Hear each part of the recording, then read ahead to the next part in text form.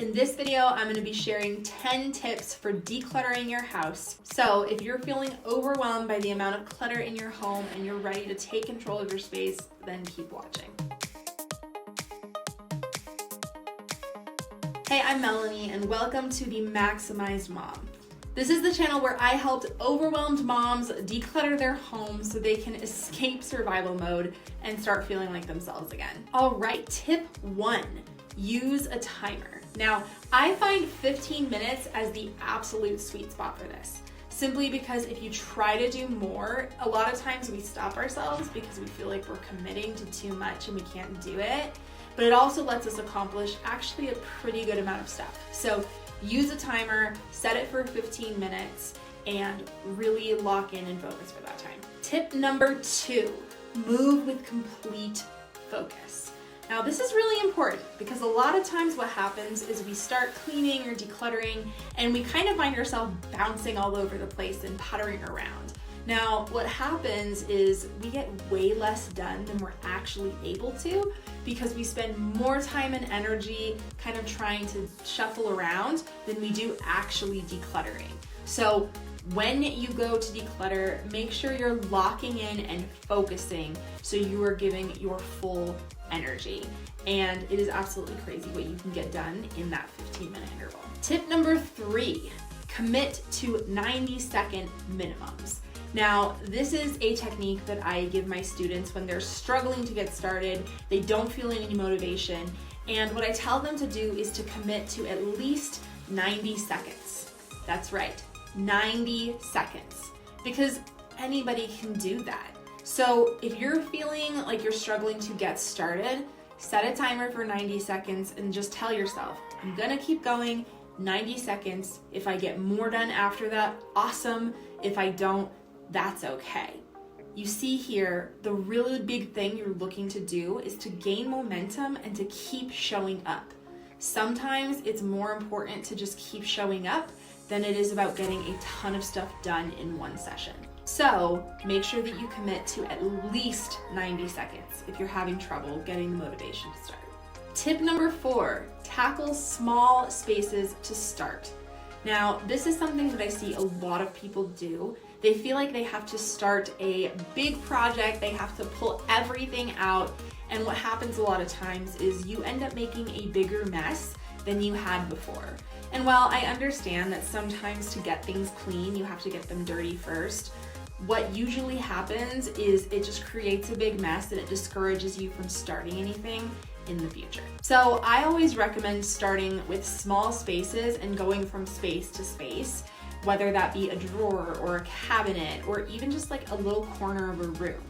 It's about making progress. It's not about having the perfect finished project. So don't be afraid to tackle small spaces and get small amounts done at a time. Trust me, when you show up every single day, those little tiny bits of effort all add up.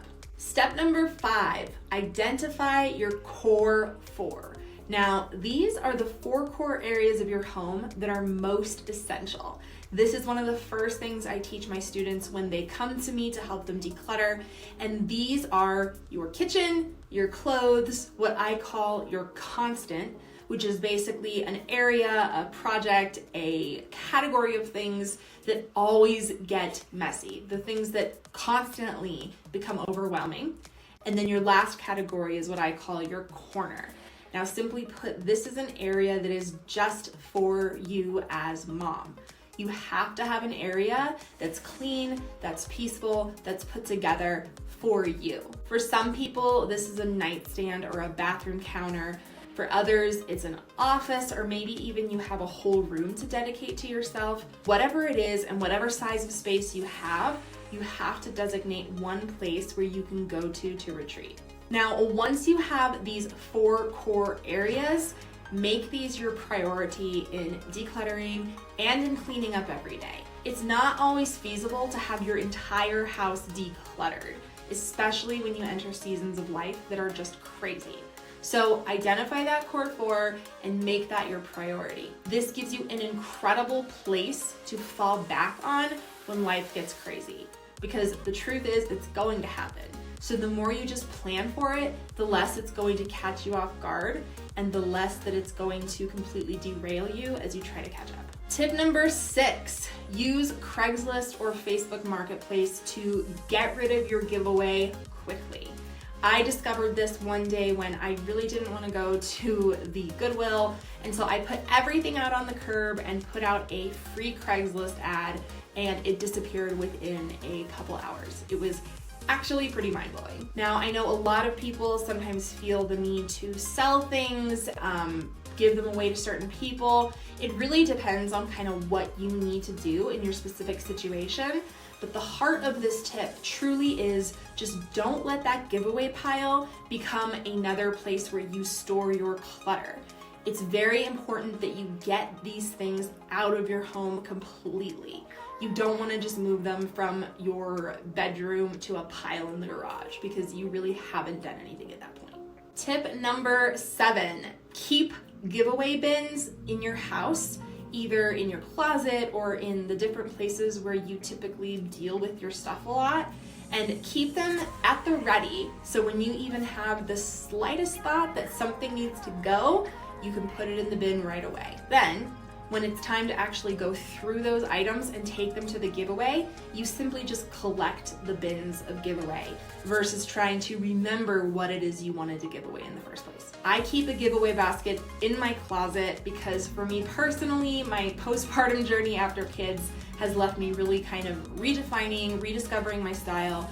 And so whenever I find a piece of clothes that makes me feel less than fantastic, it goes straight in the giveaway rather than stays in my closet, consuming my mental space. Tip number 8, start with your own things. Now, as moms, it can be very tempting to try to get into all of our family's things and kind of force them into riding along on this decluttering journey.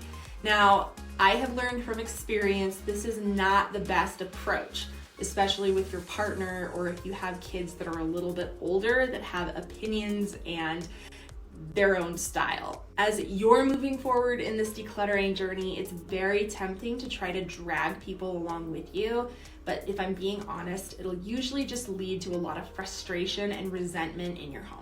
So the best thing that you can do is, first of all, lead by example and make sure that your areas and your things are becoming minimal. And then just make sure to open up as you go about what you're learning, how it's impacting you, and just kind of live this journey as an open book so you can truly inspire your family rather than try to force your family along for the ride. Tip number 9. Now, this is one of my favorites, and it's that if you didn't know it was there, get rid of it.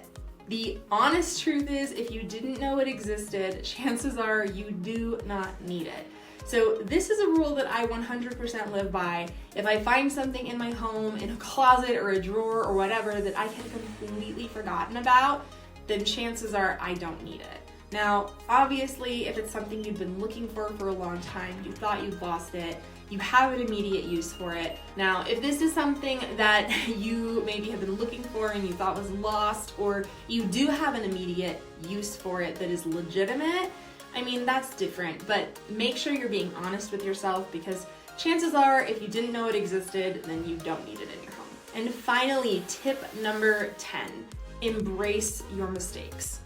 Now, the honest truth is, as you go through this decluttering journey, you're going to make mistakes. Chances are you're going to eventually get rid of something that you do end up needing later, or that you look back and think, probably shouldn't have gotten rid of that. Don't let that fear keep you from making decisions around what to get rid of and what to clear out of your home. The peace of mind and just the mental space you get from really decluttering your home is completely worth the risk of potentially getting rid of something that you might regret later. I'm a big advocate for taking the items that can't be replaced or would be really pricey to replace, and if you're having a hard time making a decision, let those items kind of take a little bit longer, take your time on them, but ultimately don't drag your feet on this, really get those things out of your home. It is completely worth the mistakes. Well, thank you so much for watching. I hope these tips have been helpful to you in your journey of decluttering your home and ultimately escaping survival mode.